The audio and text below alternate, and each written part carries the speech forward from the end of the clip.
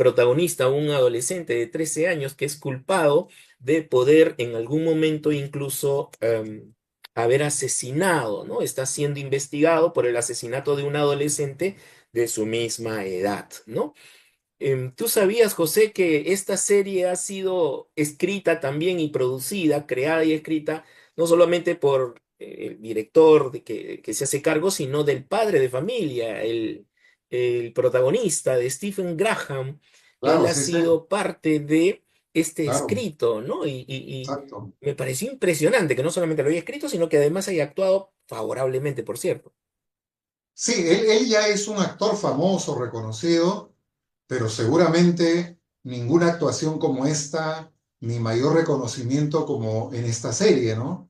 Que ha alcanzado rankings a nivel mundial, picos muy altos en todo lado, ¿no? Es el número uno en lo que es visto a nivel de Netflix, ¿no?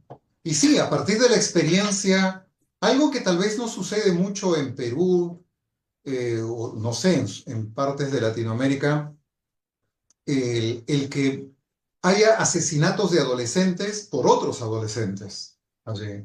Casi en Perú no hemos visto mucho de eso. Sin embargo, en países desarrollados como Inglaterra, que es donde pues se estrena y se desarrolla la serie, eh, casi podríamos decir que es común, porque a raíz justamente de varios hechos es que Steve Graham decide emprender esta titánica tarea de armar una película pues que haga reflexionar a los padres, ¿no? Así que sí, es muy interesante. Y sobre todo el papel que a él le toca cumplir, ¿no? Porque es una condición muy constante en la vida de muchos padres de familia, el creer que sus hijos están todo bien y que con el tiempo se van sorprendiendo de encontrarse situaciones que ellos mismos quedan impactados, ¿no? Que quedan de alguna manera generando nuevos problemas, nuevas inquietudes, cosas que para el padre de familia, por lo menos en esta serie, se daba cuenta de que no se había percatado de su hijo, ¿no? Una de las cosas que ha escrito Alfonso Ibáñez aquí dice que el secretismo y las palabras claves entre adolescentes, esto no solamente le impactó al padre, sino incluso le impactó al investigador que estaba de por medio, ¿no? ¿Has escuchado ya este tipo de lenguaje adolescente, José, en tu actuar clínico?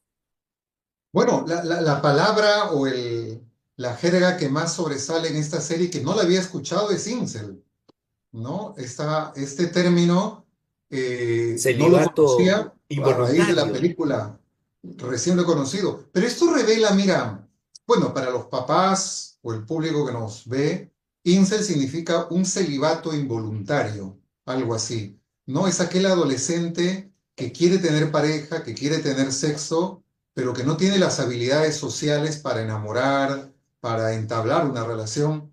Entonces vive una especie de frustración. Y además de eso, pues sufre una especie de bullying también, porque es señalado, etiquetado por ese tipo de condición, ahí, ¿no? Que es un incel, ¿no? Que es justamente lo que lleva a este adolescente a que se frustre y sea parte, tal vez, ¿no? De lo que lo lleva a cometer este asesinato. Pero algo interesante, César, y que tú de alguna manera lo estabas mencionando, es que, mira, en los adolescentes hay una especie de subcultura, hay como un código de lenguaje diferente al código de lenguaje normal de los adultos y que muchas veces los padres desconocemos y no entendemos. Incluso si te das cuenta, hay una escena en que el policía está averiguando cuál es el motivo, cuáles son las causas que llevaron a que este adolescente matara a su compañero y que no encuentran aparentemente cuál es el motivo, la razón. Su propio hijo, que es otro adolescente, le llama a un costado y le dice, papá, no estás entendiendo nada, no sabes nada tú. Y entonces él recién le habla, mira, este es nuestro código, este es un nuevo lenguaje, esta es la subcultura en la que vivimos los adolescentes, y se trata de este término de incel. Se trata y le muestra los emoticones que tienen colores, ¿no? Que también están revelando un tipo de conducta en ellos. Y claro, entonces los padres hablamos un idioma y no sabemos ni estamos enterados que nuestros hijos adolescentes están hablando otro idioma. ahora con esto de la tecnología, para empezar nada más, ¿no?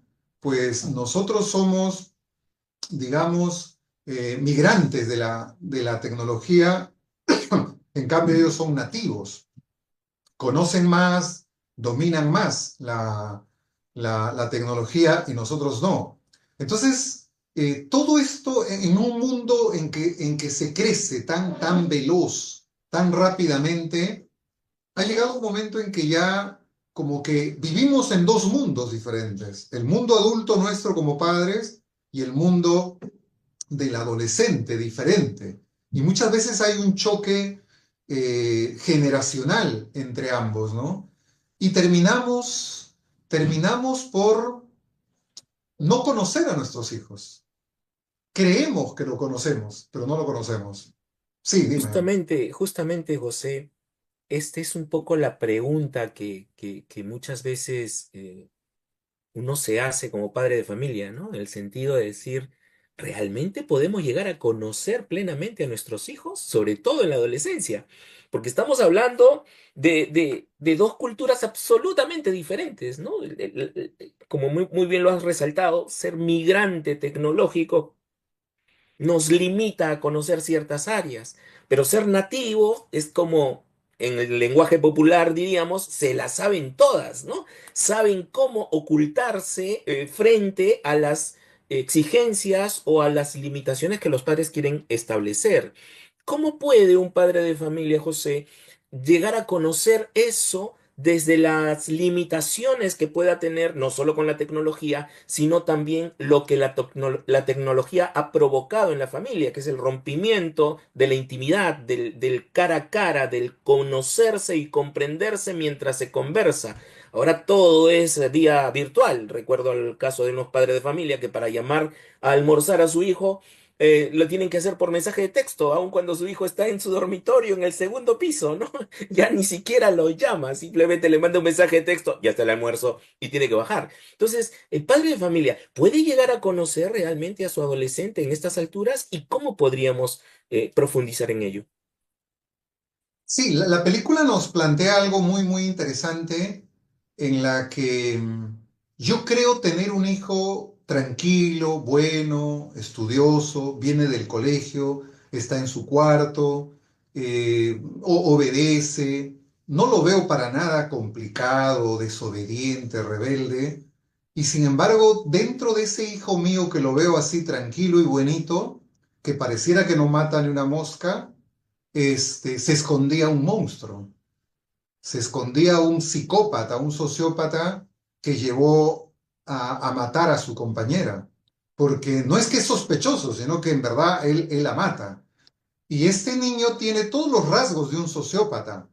Es cínico, es mentiroso, es impulsivo, es agresivo, ¿no? Niega, se hace el tonto que no sabe, que no entiende. Cuando la policía le muestra y le habla de la chica, dice, ah, ella es a la que mataron, cuando él muy bien sabía. Cualquier otro niño a esa edad, adolescente, estaría asustado, estaría confundido, estaría bloqueado. Él no se muestra así. Se muestra con cierto miedo, pero con una astucia para enfrentar a la policía, incluso a la psicóloga y a su propio padre que lo niega, ¿no? Entonces, esta es una realidad que nos confronta a nosotros como padres con la pregunta, ¿realmente conozco a mi hijo? Estos papás en la serie no lo conocían. Creían que su hijo era A y terminó siendo Z, completamente diferente. Creían que era un hijo bueno y terminó siendo un hijo malo. Y la otra gran pregunta que nos plantea esta serie es, ¿de padres buenos pueden formar hijos malos? ¿Padres buenos pueden formar hijos malos? Porque miren, la mayoría de nosotros nos consideramos que somos padres buenos, ¿no? Nos matamos trabajando, corrigiendo, educando, y queremos ser buenos padres para criar hijos buenos. Pero el gran problema es que muchas veces, y ese es lo peor, ¿no? Que muchas veces creemos que somos padres buenos, pero estamos siendo padres malos. Es decir, no estamos educando correctamente. Y no porque no los amemos, no porque seamos irresponsables o porque haya mala intención, porque hay mucha ignorancia y porque también estamos muchas veces muy ocupados en nuestras propias cosas y no atendemos a nuestros hijos, ¿no? Entonces, yo no creo que la tecnología esté separando a los padres de los hijos. Eh, la tecnología puede ser el instrumento, el pretexto, pero lo que está separando a los padres de los hijos es que los padres no le regalan tiempo a los hijos, no les prestan atención, no están atentos a tener conexión con ellos. Lamentablemente, la mayoría de padres están más conectados con su mundo laboral, con su proyecto personal, con su negocio. Y muchas veces están conectados también en su conflictividad conyugal, que el hijo siente que no tengo a papá ni mamá, ¿no? Muchas veces los padres nos quejamos que mi hijo para mucho metido en el internet, en la computadora, ¿no? Claro, y les disciplinamos, nos peleamos, pero nunca nos preguntamos ¿y por qué mi hijo para tanto en la computadora? Porque probablemente el Internet, la computadora, sea el escape para ese hijo que no se siente amado por sus padres o que se siente pues en un matrimonio conflictivo del cual quiere huir. Y el Internet se convierte en esa puerta de escape allí. Entonces, mi trabajo como papá no tendría que ser pues quitarlo del Internet y pelear y discutir por el Internet, sino cambiar nosotros, cambiar la atmósfera familiar en la cual está viviendo y qué es lo que finalmente está creando, que él se refugie y se meta al Internet, ¿no? Entonces, eso es lo que tendríamos que reflexionar como padres. Creo que también es importante considerar en medio de todo esto, José, el hecho de que de lo que provee la tecnología o el Internet para los chicos, ¿no? Les provee atención, les provee estímulo, les provee la posibilidad de ser alguien en la Internet, cosa que en casa no lo son, ¿no? En casa son los ausentes, o son los rebeldes, o son los malcriados, o son los que no hacen caso. Estas etiquetas que van formando su mente tienen la tendencia a que ellos mismos terminen saliéndose del grupo, ¿no? Saliéndose de la familia, no intentando conectar con ellos. Claro, la tecnología termina siendo solo un instrumento mal utilizado para algunos, pero también muchas de las cosas que ocurren en estos niños o adolescentes que se están formando, tiene mucho que ver también con su contexto familiar, pero también con su condición biológica y en particular neurológica principalmente, ¿no? Es una condición propia del adolescente, las transformaciones y cambios que vive alrededor de su historia de vida. Eso sumado al contexto genera toda esta condición.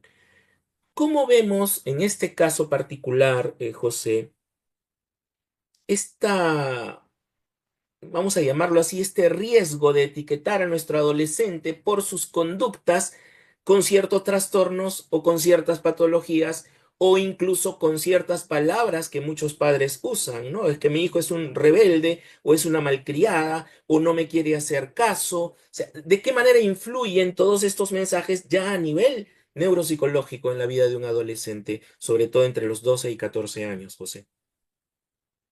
Bueno, si tú tratas a tu hijo como crees que es, pues se va a convertir, si es que no lo es, en eso que tú lo tratas allí. Entonces, hay que tener mucho cuidado con los calificativos. Los padres, sin darnos cuenta, muchas veces maldecimos a nuestros hijos. Cuando yo le digo eres un rebelde, eres un inútil, eres un torpe, un bueno para nada, lo estoy maldiciendo. Las palabras tienen mucho poder. Las palabras pueden herir a otros, a nuestros hijos en este caso, como pueden acariciar. Hay un proverbio bíblico que dice que la vida y la muerte están en poder de la lengua. El que la ama comerá de sus frutos. O sea, nuestra lengua, nuestro lenguaje puede dar vida, puede dar muerte, puede provocar sanidad, puede provocar enfermedad, puede destruir, pero puede construir. ¿Cuál es nuestro lenguaje? ¿Con qué le hablamos a nuestros hijos allí, no? El tema que tú planteas de lo neurológico, Bueno, la programación neurolingüística ha desarrollado mucho de eso, ¿no? En el sentido que aquello que nosotros pensamos, nos convertimos en eso. Muchas veces no somos lo que pensamos, pero nos convertimos en lo que pensamos. Puede que yo no sea un inútil y tenga muchas habilidades, y de hecho lo tengo y mis hijos lo tienen, pero cuando yo pienso, porque tanto me repiten que soy inútil, entonces me convierto en un inútil y termino desarrollando conductas de inútil. Así que papás, mamás que nos están escuchando, que están en esta charla o nos van a ver, pues cuidado, cuidado, cuidado qué lenguaje usamos, cuidado con las etiquetas, con las descalificaciones allí, ¿no? Es cierto que los hijos, y especialmente los adolescentes, nos dan un y mil motivos para criticarlos y descalificarlos. Son campeones para sacarnos de nuestras casillas, hacernos perder los papeles, pero no podemos darnos ese lujo.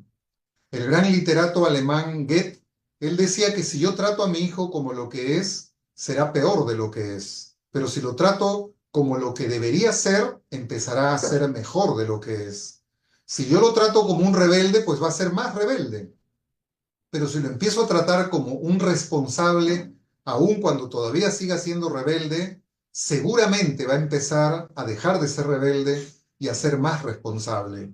Siempre que una persona se sienta criticado, y en la adolescencia, pues hay mucha crítica de parte de los padres al adolescente porque también nos dan motivos, pero la crítica no cambia a las personas. Y si las cambia para mal, para peor. La crítica es un vínculo insano de desamor que yo planteo. Yo he escrito un libro que se llama La belleza de amar, donde planteo 5 vínculos insanos de desamor con el cual dañamos a nuestros hijos. Y uno de ellos es la descalificación o la crítica. La crítica que genera de paso depresión en muchos adolescentes, en muchos hijos. Pero al mismo tiempo planteo cuál es lo contrario de ese vínculo insano de desamor. O sea, si la crítica es el desamor, hay otro vínculo sano de amor que se llama la aceptación. Y la aceptación tiene que ver con comprender y respetar lo que es mi hijo adolescente. Significa valorar su dignidad como ser humano, aunque no apruebe su conducta. El aceptar siempre va a valorar el ser de la persona, el ser de mi hijo adolescente, aunque no esté de acuerdo con su hacer. La aceptación me lleva a corregir su hacer, pero siempre respetando su ser, su dignidad como ser humano. Entonces, yo no puedo decirle que eres nada haces bien, eres un torpe, un inútil. Yo tengo que decirle, mira, yo sé que tú eres hábil, que tú eres capaz, pero no estás haciendo bien estas cosas. Tu conducta, tu compromiso tal vez esté bien y eso es lo que hay que corregir allí. Ujú. Entonces, es importante entender como papá y mamá esta política, ¿no? La crítica no cambia, genera más o peor de lo mismo. La aceptación, cuando el adolescente se siente aceptado, hay como una fuerza interna que lo impulsa al cambio, se siente comprometido a ser mejor persona. Entonces aprendamos a aceptar a nuestros hijos, lo que no quita que los disciplinemos, pero la aceptación tiene que ver con el respeto, con la comprensión, no con el dejar que hagan lo que quieran, no con el dejar de disciplinarlos, pero a la hora de la disciplina tiene que ser hecho también con mucho respeto a su dignidad como persona. De hecho, una de las dinámicas que trabajo mucho con los padres de familia en consulta es preguntarle cuántas veces al día le llama la atención a su hijo por algo malo que hizo o algo que no logró hacer, como lo espera el padre o la madre de familia. Y pues la gran mayoría me da una serie de casos y yo le digo, no, póngale un número solamente, ¿no? Y póngale un número, llega a ser algunos incluso entre 20 o 15. Yo le pongo en promedio unos 10 veces al día y luego les pregunto, ¿y cuántos mensajes al mes, si es 10 veces diario que le está diciendo algo que no supo hacer su hijo o que le está recordando o llamándole la atención, pues estamos teniendo 300 mensajes al mes que esa cabeza está recibiendo de información con respecto a al carácter o al comportamiento del hijo. Pero luego también le pregunto, ¿y cuántas veces al día puede usted reconocer algo bueno de sus hijos? Y definitivamente no son 10 al día, ¿no? A veces es uno al día y eso de alguna forma termina perjudicando el diálogo interno que el hijo tiene. Porque si comparo los 300 mensajes de saber que no hago cosas buenas en casa, comparables con los 30 mensajes al mes, si fuera uno diario, donde mi papá y mi mamá me reconoce, ese diálogo interno se va construyendo desde la negativa, desde el dolor, desde el no sé hacer bien las cosas. Y de esta forma el adolescente tiene dos maneras de reaccionar, o hacia afuera o hacia adentro. Hacia afuera, siendo rebelde, agresivo, iracundo, o esto que llaman algunos padres de familia, rebelde, ¿no? O hacia adentro, ¿no? Como en el caso del que nos está reuniendo hoy, Jamie, que no era hacia afuera solamente, sino también hacia adentro, el de pensar, el de quedarse, el de aislarse. Es más, esto me lleva a la pregunta de, ¿realmente los dormitorios son lugar de refugio para los adolescentes? ¿Realmente es el aislarse de ellos, el aislarse de la familia? Recuerda que en una parte de la serie el padre le dice a la madre, pero estaba en el cuarto, pero ha estado en su cuarto, no sale a la calle, se queda allí con su tecnología y todo. No es un lugar de refugio. Ahora, los padres tampoco en este caso de la serie eran de los que criticaban solamente a los hijos, o al hijo en este caso, sino más bien eran de los que no decían nada, de los que en algún momento se aislaban, ¿no?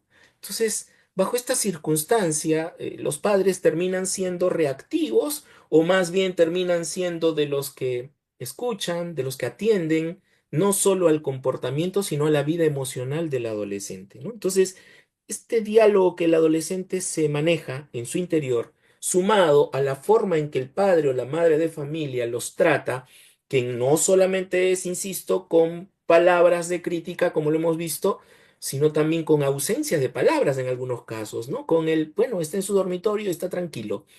¿Cómo relacionamos eso? ¿Cómo llegamos a exigir a nuestros hijos sin llegar a la sobreexigencia de ellos? Sin llegar al nivel de ponerlos en el límite, ¿no? No debemos criticar, tampoco debemos ser ausentes, pero ¿cuál es el límite? ¿Cuál es el nivel adecuado para tratar estos temas, mi estimado José? Claro, mira, el tema parte en que tenemos que entender los papás que las conductas de nuestros hijos no es gratuita, no tiene que ver necesariamente con su genética o porque han nacido así, porque ellos son así. Entonces siempre los padres se quejan, ¿no? Mi hijo para metido en la computadora, para en el celular, en el internet, ¿no? Y yo le hago esto, le hago aquello, le prohíbo, le quito el celular, qué sé yo. Pero casi ningún padre se pregunta, ¿pero por qué mi hijo actúa así? ¿Qué lo lleva a estar metido? Claro, algunos se dan la explicación que son los amigos, que el vicio del internet, pero, pero nadie dice, ese tipo de conducta que tiene mi hijo, ¿cuánto tiene que ver con la conducta mía allí? Y esta es la invitación que yo hago a los padres y es lo que hago en terapia también. Siempre que haya una conducta disfuncional en mis hijos, en mi adolescente en este caso, ¿cuánto se la provoco yo sin darme cuenta? Porque su conducta no es gratuita. La conducta, la personalidad, la identidad de nuestros hijos tiene que ver con la atmósfera familiar en la que vive allí. Entonces, el problema no está en que para metido en su cuarto y con la computadora. El problema no está probablemente por ahí. Esa es apenas la punta del iceberg.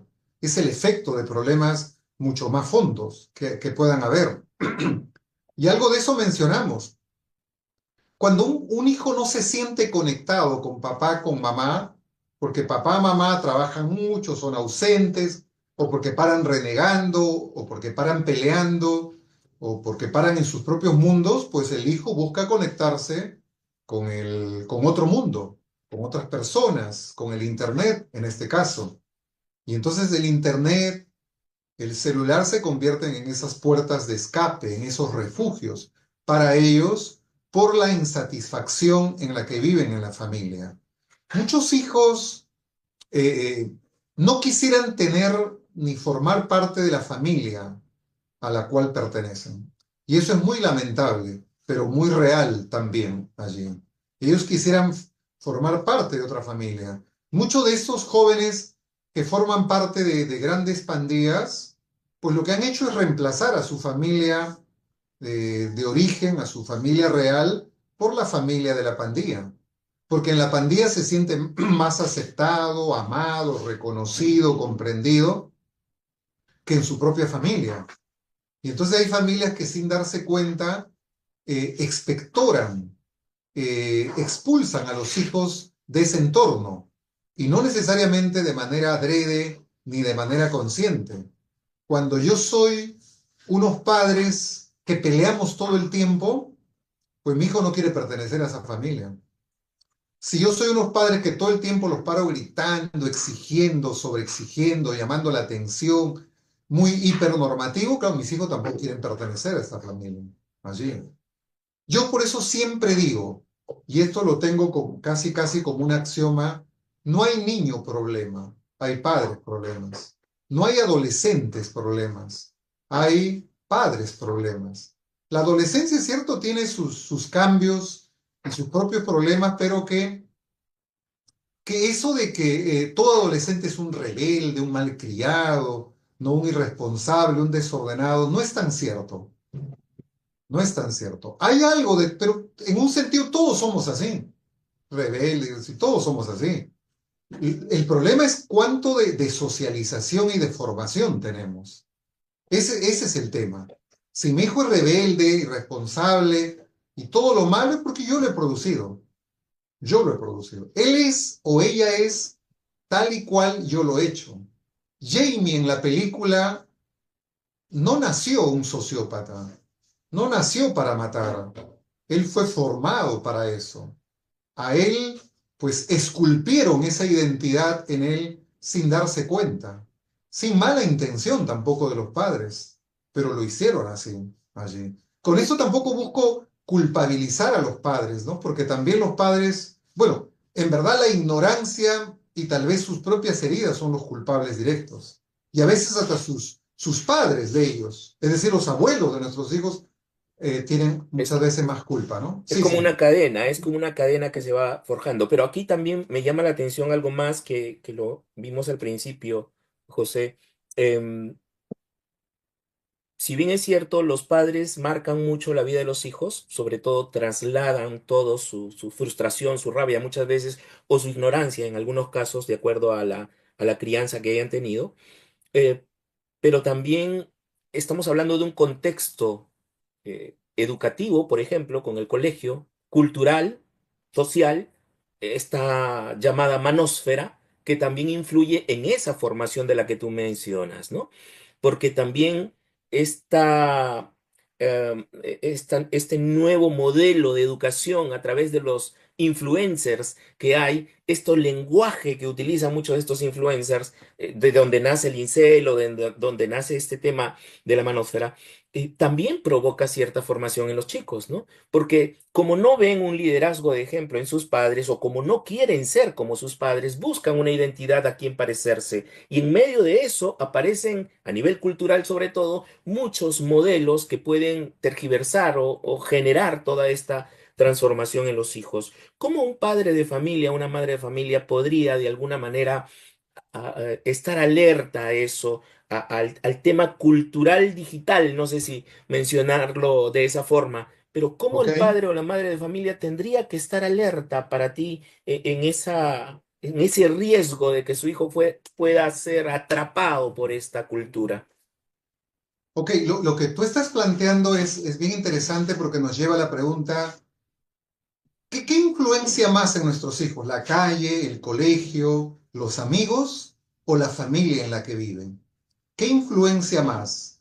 ¿Cuál es el mayor impacto que tiene en su vida? Muchos padres tendemos a decir, no, mi hijo es así por los amigos que tiene, por la calle, por la televisión, por el internet. Por mucho tiempo se creyó que la violencia en el cine, en la televisión, pues engendraba hijos violentos. Pero eso es falso. La televisión y el cine generan hijos violentos. Les puede dar creatividad para ser violentos, pero no los hace violentos en ese sentido. Lo que yo creo en mi experiencia clínica de estos años es que la influencia mayor en la vida de los hijos va a depender mucho de la estabilidad de la familia. Es decir, si es una familia disfuncional, inestable, disarmónica, obviamente el colegio, el internet, la calle van a influenciar mucho más. Se los van a tragar vivos allí a los hijos. Pero si es que es una familia estable, armónica, donde reina pues el amor, el respeto, la valoración, la comprensión, la influencia externa va a ser mínima. Los hijos van a crecer con la capacidad de discernir, con la capacidad de socializar con ese mundo amenazante, con sus peligros, pero con los recursos necesarios para enfrentarlo y no pisar campos minados que lo dañen. Entonces, papá, mamá, no le echemos la culpa a la televisión, al internet, al colegio, a la calle. No, no, no. El colegio, el internet, la calle van a influenciar si nosotros lo dejamos que influencien. Y nosotros lo dejamos cuando no les damos una familia estable, una familia sólida, donde reine el amor, donde reine la armonía. Por eso, no le podemos pedir que nuestros hijos se porten mal si yo me porto mal como esposo, si yo me porto mal como esposa. No le puedo pedir que sea un buen hijo si yo soy un mal esposo, una mala esposa. Si paramos en pleito, en conflicto, no le puedo pedir que él sea, pues, pacífico allí. No seamos contradictorios en la educación de nuestros hijos, en ese sentido, ¿no? Así que no nos quedemos, que es lo más fácil, pues, a culpar a otros de lo que le pasa a nuestros hijos. Siempre es más fácil mirar la paja en el ojo ajeno que mirar la viga en el propio, ¿no? Pero hay que mirar la viga en el propio, cambiar nosotros y no exigir el cambio de nuestros hijos ni echarle la culpa a la sociedad de todo ello. Nuestros hijos ante quienes primeramente se rebelan no es ante el sacerdote, ante el pastor, ante el policía, ante el profesor, no, es ante nosotros allí. Y es ahí, y esa es la forma en que los podemos dañar. Una de las cosas entonces, de alguna forma, José, con lo que mencionas, eh, tiene mucho que ver entonces con la formación del padre de familia. Sabemos que vivimos en una sociedad donde nadie viene preparado para ser padre, pero al igual nadie viene preparado para ser esposo o buen esposo en todo caso. Claro, Pero aún así existen los buenos padres y existen los buenos esposos. Tiene mucho que ver bueno, yo a veces de broma lo digo en algunas conferencias diciendo, antes los padres traían a los hijos a consulta, ¿no? No sé si te pasa eso también, pero ahora son los hijos los que traen a los padres a consulta y que son los que necesitan más, por cierto, ¿no? Entonces, en medio de esta situación, trabajar con los padres de familia, el que el padre de familia o la madre de familia sea consciente de su condición, es un reto también, es un desafío para el padre de familia. Muchos hemos hablado de la crisis de la adolescencia, pero no es la crisis del adolescente, es la crisis de la adolescencia por completo, porque los padres con hijos adolescentes también entran en crisis. Hay situaciones que no saben manejar, que no saben controlar, e incluso hay situaciones vividas o experiencias vividas en el pasado que se vuelven a presentar con recuerdos, con nostalgia, pero también con las acciones que su hijo o hija hace adolescente. Entonces, ¿cómo ayudamos a los padres de familia a tomar conciencia de saber si están haciendo o no una buena labor? De hecho, una señal muy positiva sería que la rebeldía del hijo es, por decir de alguna manera, como lo dijiste hace un rato, la punta del iceberg. Entonces, no es atender al hijo, sino tal vez atender a sí mismo, atenderse a sí mismo. claro que sí. Qué me dices al respecto? Sí, sí. Bueno, mira, la historia misma de Jamie en la película nos puede dar luces y una respuesta a tu pregunta allí, ¿no? Eh, Miren, yo siempre digo que cuando yo soy un padre o una madre que estoy herido, yo siempre voy a herir a mi cónyuge y a mis hijos. Aun cuando no quiera hacerlo, aun cuando me proponga eh, pues evitar hacerlo, lo voy a hacer. Y es lo que le pasa a este padre. Este padre tiene toda la apariencia de ser un buen papá. Ama a su hijo, está preocupado, pasea con él, lo lleva al fútbol, todo bien parece, ¿no? O sea, hay muy buena intención, pero es un padre herido, es un padre herido.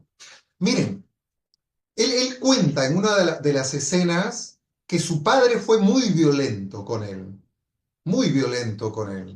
Y dice que él se propuso nunca, nunca ser violento con el hijo que tuviera. Él se propuso. Pero lamentablemente lo fue. Lamentablemente lo fue. Si bien es cierto, su padre fue violento con él de manera visible, él lo fue con su hijo de manera invisible. Lo que él tenía que hacer no es proponerse, nunca voy a ser como mi padre. Ese no era el camino. El camino es, tengo que sanar con mi padre. Entonces, porque no se trata de que yo controle mis rabias y mis iras que me ha generado el maltrato de papá. Porque él era un hombre, y en la serie se ve muy irritable, muy irascible, muy violento. No llegaba a la violencia física, pero todos le tenían miedo. La esposa, la hija le tenían miedo porque él se llenaba de rabia y de cólera.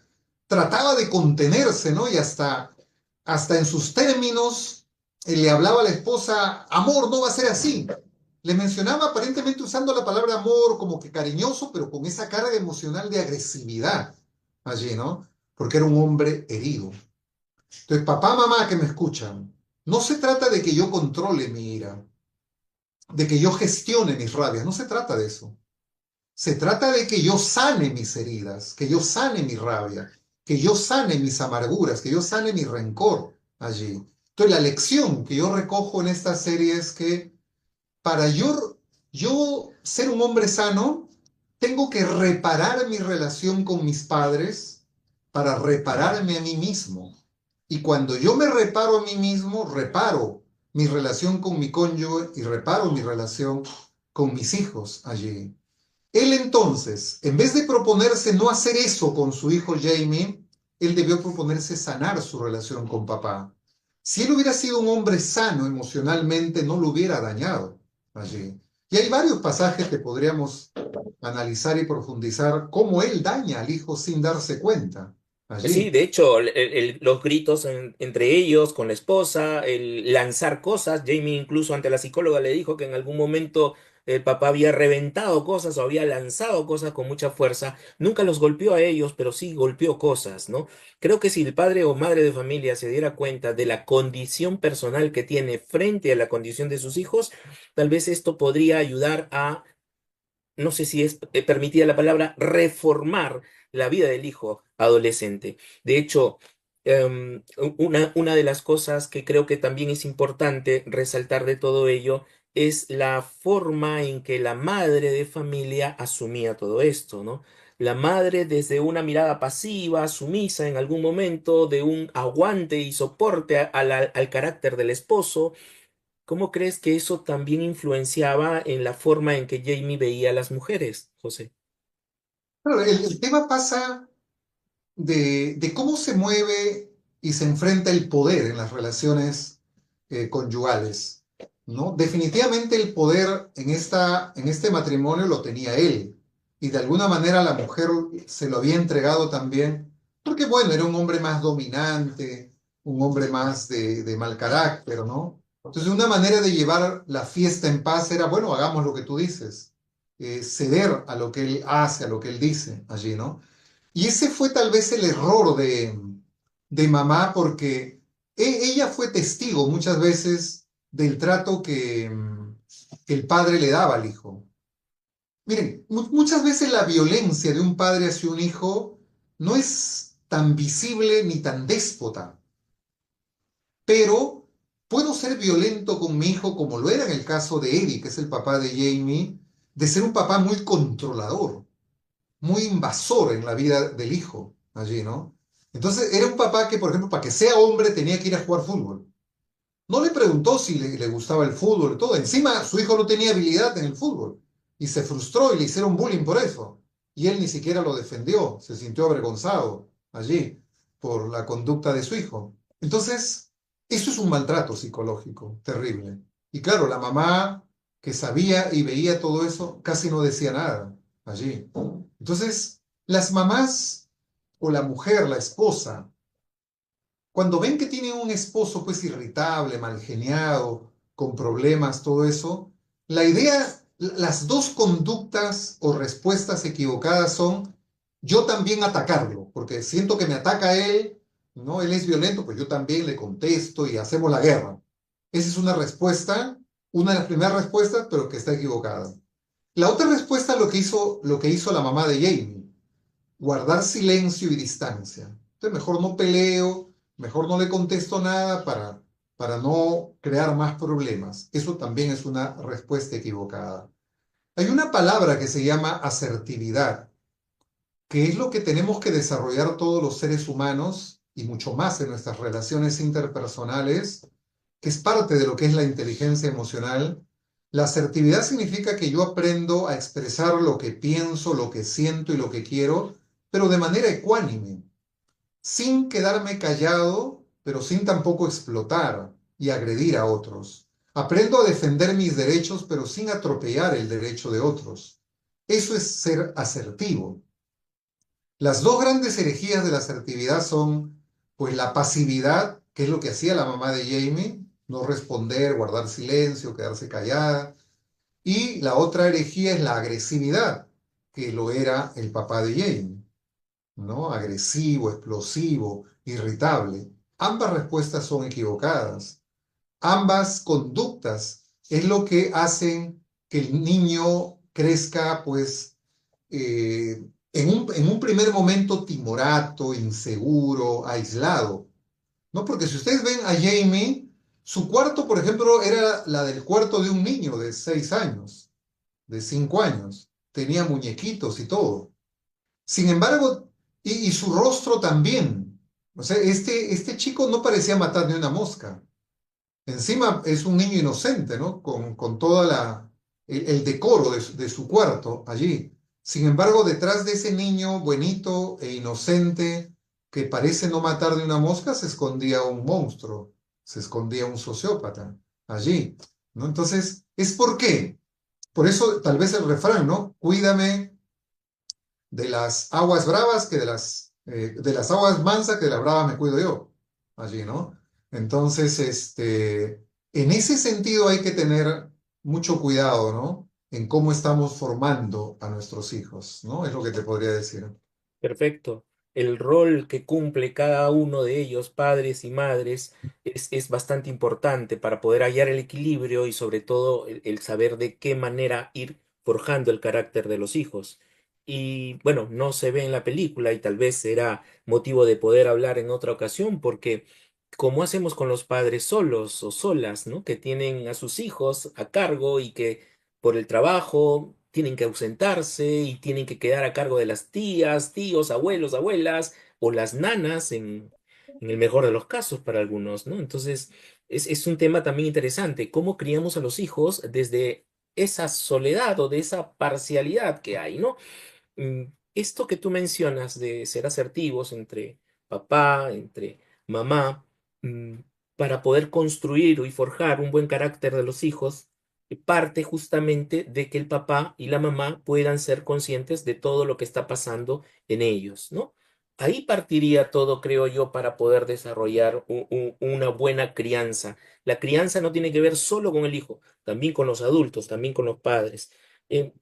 Pero también me gustaría, antes de terminar, y nos queda pocos minutos, que podamos abordar algo pequeño, tal vez, José, respecto a la condición de Jamie con la psicóloga. Eso me impresionó, ¿no? La parte 3 básicamente, ¿no? Me impresionó mucho cómo es que él llega a enfrentarse desafiante con la psicóloga y sobre todo la forma en que la psicóloga manejó ese momento del desafío de Jamie, de las condiciones que él estaba haciendo.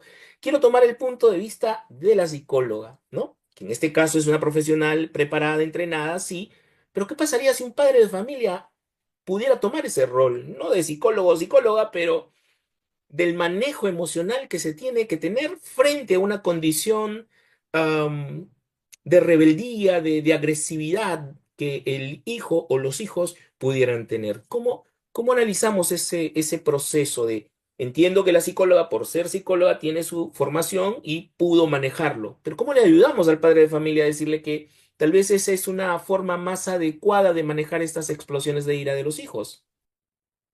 Ok, podemos empezar diciéndole a los papás que la mayoría de las veces la rebeldía desbordada de los hijos es producto de la autoridad distorsionada de los padres.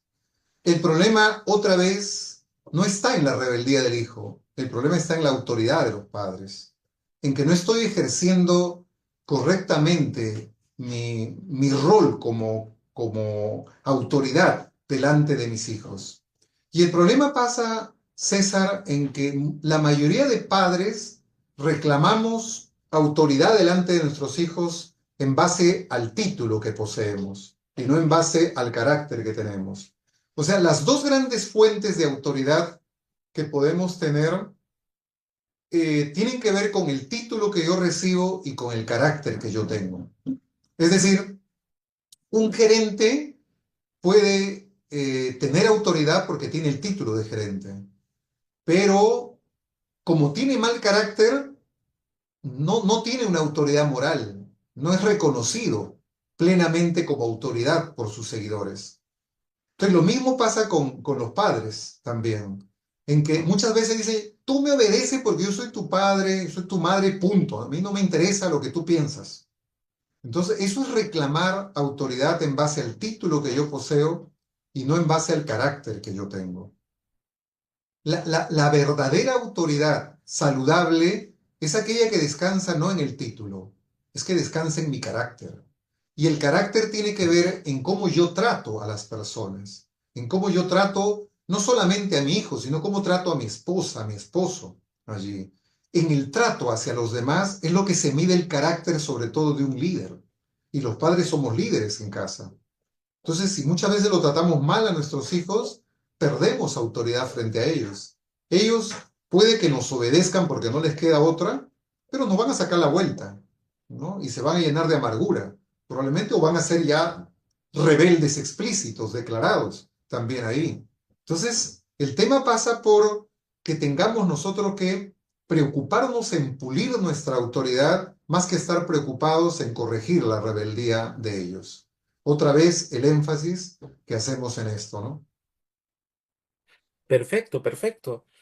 Creo que para los siguientes programas vamos a tener que tratar sobre el cómo retomar esa autoridad de padres, ¿no? Porque sería interesante que los padres de familia aquí presentes se lleven eso, se lleven de un tip, por lo menos. De hecho, tiene que ser todo un proceso, pero un tip de recuperar esa autoridad, porque uno no tiene autoridad mientras más fuerte grite, o mientras más duro se ponga con el hijo, o mientras más firme sea con el hijo. Eso no es autoridad necesariamente, pero un tip, José, antes de terminar esta sesión, de cómo podemos recuperar esa autoridad como padres de familia, o cómo mostrarla, ¿no?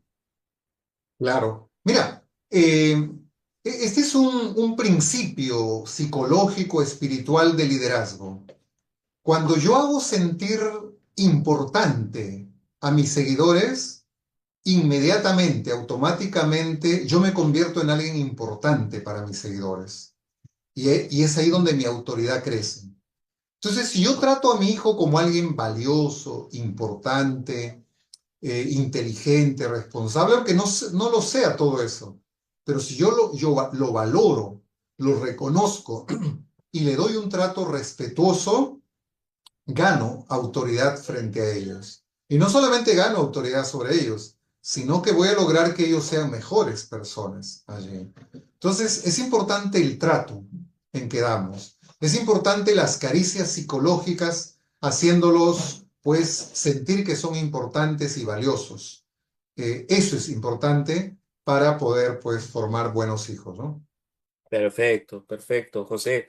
Te agradezco muchísimo por la oportunidad que nos has permitido tener de escucharte, aprender de ti, de toda la experiencia que tienes como psicólogo también.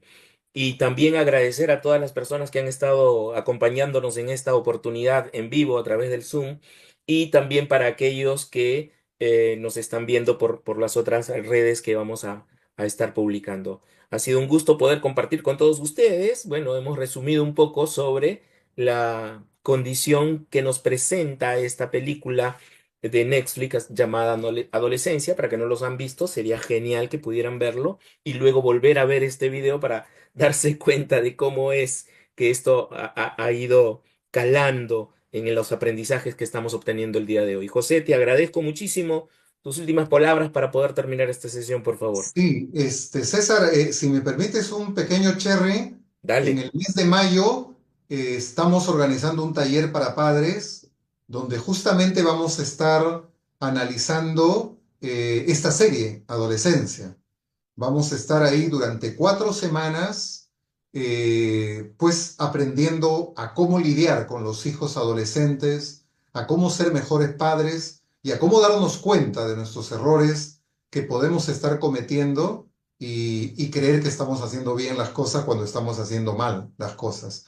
Ya, así que búsquenme en mis redes como José Valdeón, psicoterapeuta familiar, en Instagram, en TikTok, en Facebook. Y en mi página web, josevaldeón.com, y también ahí pueden recibir la información ya más en detalle al respecto, ¿no? Bueno, gracias César por la invitación y un gusto para mí también haber participado de esta charla, de este conversatorio.